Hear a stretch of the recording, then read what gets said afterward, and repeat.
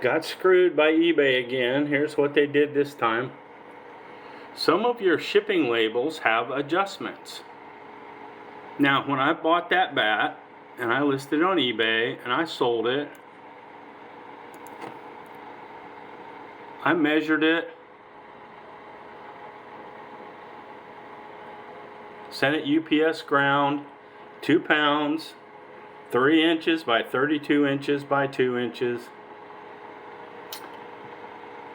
Initial label cost was $9.16. Now, when I asked for a price, that's what the post office told me, $9.16. When I went online and put in the measurements and where it was going to, and then it says cost adjustment, $12.95. Well, why? Why did they add $12.95 to a $9 shipping charge? Additional handling. Are you freaking kidding me?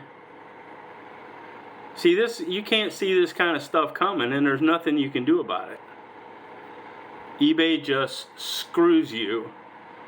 Basically, the post office screws you. But when you do a shipping label on eBay, it's supposed to tell you an accurate cost to ship that.